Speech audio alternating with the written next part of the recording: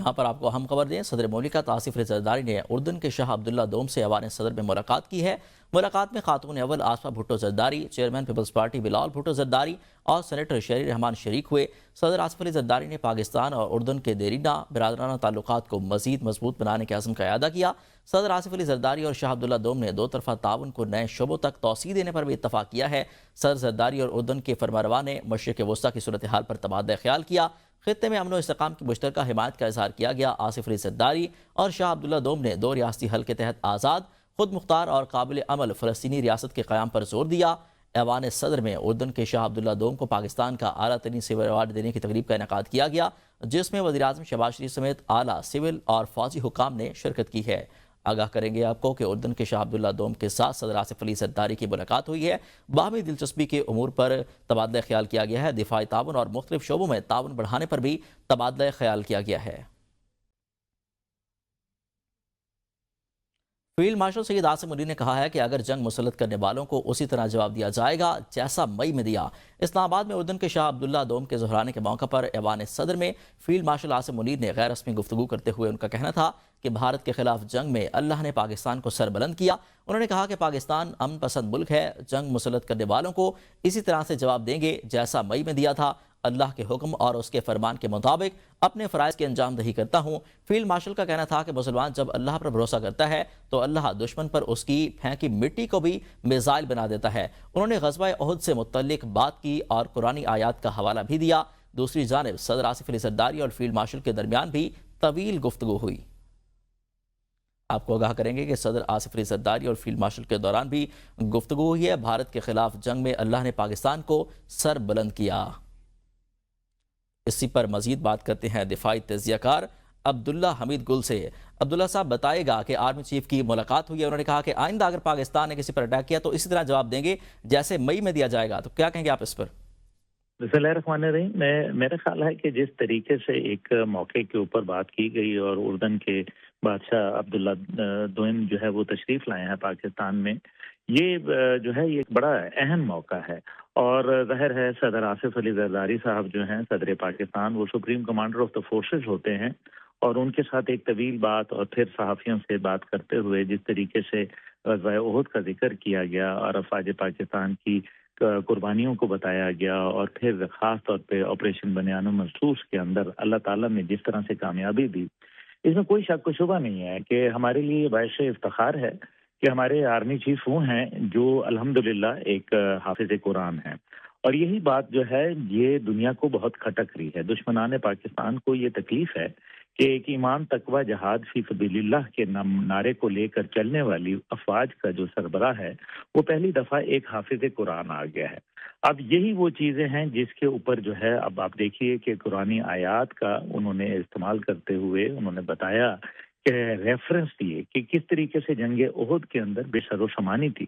313 بمقابلہ جو ہے وہ 1000 کا لشکر جرار، 313 جو تھے وہ بے سر و سامان تھے۔ اور پاکستان اور بھارت کی جو جنگ ہے اس کے اندر آپ دیکھیں کہ 5 گنا بڑا دشمن، اور ان کے پاس وسائل، ان کے پاس ہر قسم کی چیز دنیا کے اندر، ان کی ڈپلومیٹک جو پوزیشن تھی، جو ان کی سیاست، ان کا ملک کا جو ایک حجم ہے، ان کے جو پیسہ، ان کے پاس جو ہتھیار، ان کے جو جہاز ہیں، اس میں کوئی شک و شبہ نہیں ہے کہ پھر طیرن ابابیل ہوا، پھر کس طریقے سے جو ہے ان کو کھایا ہوا بھس جو ہے وہ بنا دیا گیا۔ اور الحمدللہ میں تو ہمیشہ سے یہ بات کرتا ہوں کہ یہ جنگ جو ہے یہ اللہ تعالیٰ کی مہربانی سے ہم جیتے ہیں، یہ نبی پاک صلی اللہ علیہ وسلم کے جو ہے وہ دعاؤں سے ہم جو ہے وہ جیتے ہیں۔ آپ دیکھ لیجئے کہ کس طریقے سے افواج پاکستان جو ہے وہ، آپ دیکھیں کہ جو GHQ کا رنگ ہے وہ سبز ہے، جو اس کے بیج کا رنگ ہے، اور یہ سبز جو ہے یہ گنبد خضرا سے جو ہے وہ لیا گیا ہے۔ اور یہ جو ہماری افواج ہے یہ صرف فوجی نہیں، یہ جہادی ہیں۔ اور جس طریقے سے فیلڈ مارشل عاصم منیر جب تشریف لائے بطور آرمی چیف کے، ان کا پہلا دورہ جو تھا وہ کشمیر کا تھا، اور انہوں نے یہی کہا تھا کہ ہم جو ہے عبداللہ صاحب آپ ہمارے ساتھ ہی رہے گا۔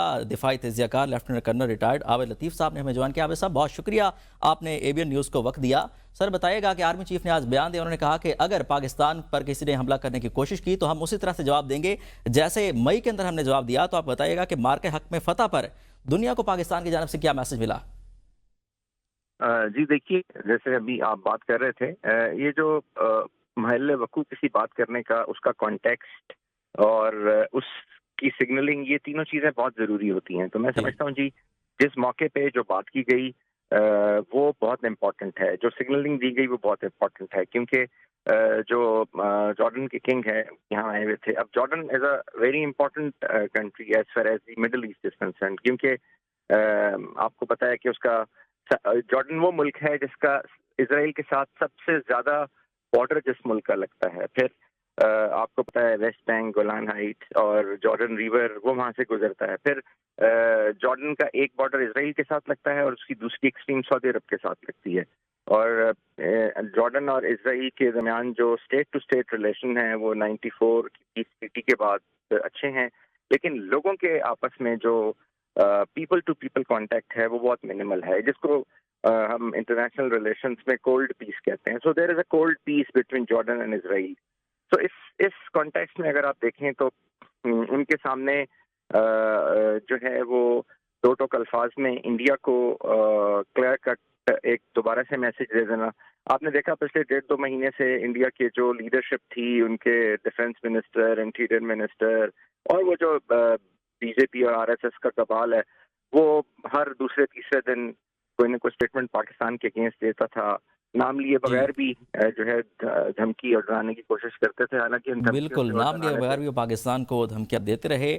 دفاعی تجزیہ کار عابد لطیف صاحب اور عبداللہ حمید گل ہمارے ساتھ موجود تھے، آپ دونوں کا بہت شکریہ.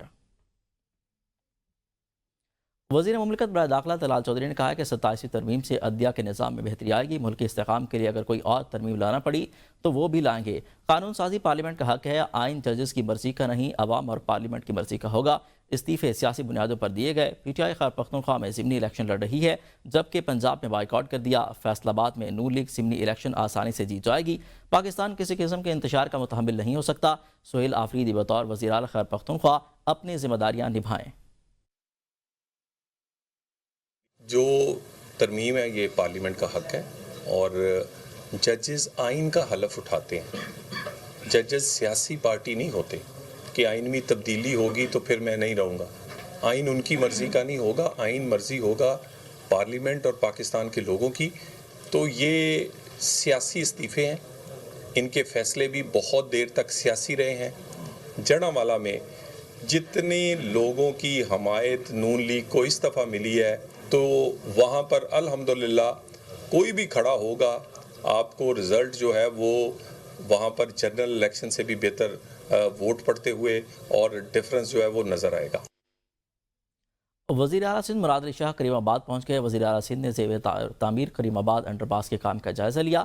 وزیر اعلیٰ سندھ کو کریم آباد انڈر پاس پروجیکٹ پر وزیر بلدیات ناصر حسین شاہ کی جانب سے بریفنگ دی گئی. ناصر حسین شاہ نے بتایا کہ کریم آباد میں 4 لین انڈر پاس کی تعمیر جاری ہے. منصوبے کی لاگت 3.810 ارب روپے ہے. منصوبے کی فزیکل پروگریس 85% مکمل ہو چکی ہے.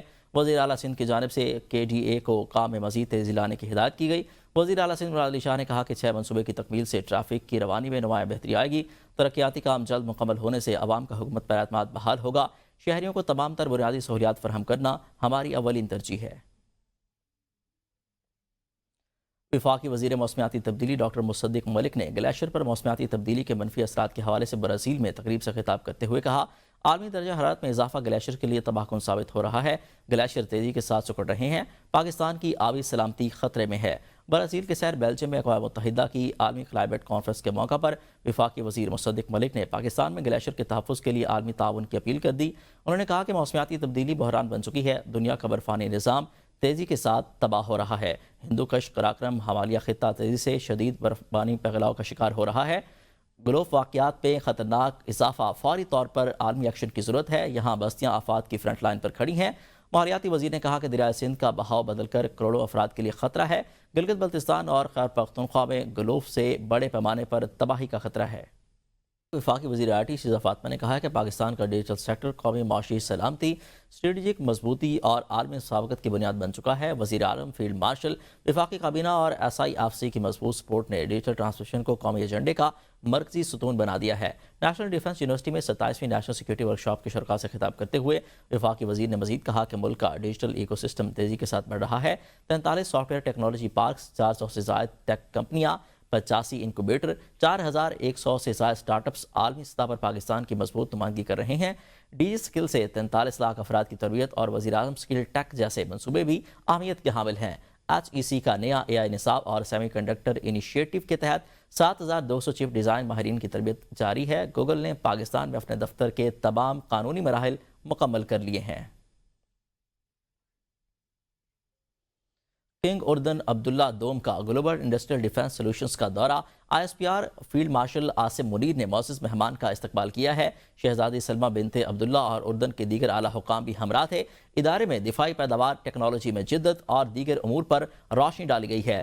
شاہ عبداللہ کا ٹیلا فیلڈ فائرنگ رینج کا بھی دورہ کیا گیا ہے۔ آپ کو بتائیں کہ ادارے میں دفاعی پیداوار اور ٹیکنالوجی کے امور پر روشنی ڈالی گئی ہے۔ کنگ عبداللہ کی جانب سے گلوبل انڈسٹریل ڈیفنس سولوشنز کا دورہ کیا گیا ہے۔ کنگ اردن عبداللہ دوم کا global industrial and defence solution کا دورہ کیا ہے۔ فیلڈ مارشل عاصم منیر نے معزز مہمان کا استقبال کیا ہے۔ شاہ عبداللہ نے ادارے میں دفاعی پیداوار اور ٹیکنالوجی میں جدت اور دیگر امور پر روشنی ڈالی ہے۔ شاہ عبداللہ دوم کا گلوبل انڈسٹریل ڈیفنس سولوشن کا دورہ کیا گیا ہے۔ ISPR کی جانب سے یہ بتایا جا رہا ہے۔ اہم خبر ہے جس سے متعلق آپ کو آگاہ کر رہے ہیں کہ شاہ عبداللہ دوم کا گلوبل انڈسٹریل ڈیفنس سولوشنز کا دورہ کیا گیا ہے۔ فیلڈ مارشل سید عاصم منیر نے معزز مہمان کا استقبال کیا ہے۔ یہ فوٹیج ہے، اس وقت آپ اپنی سکرین پر دیکھ سکتے ہیں۔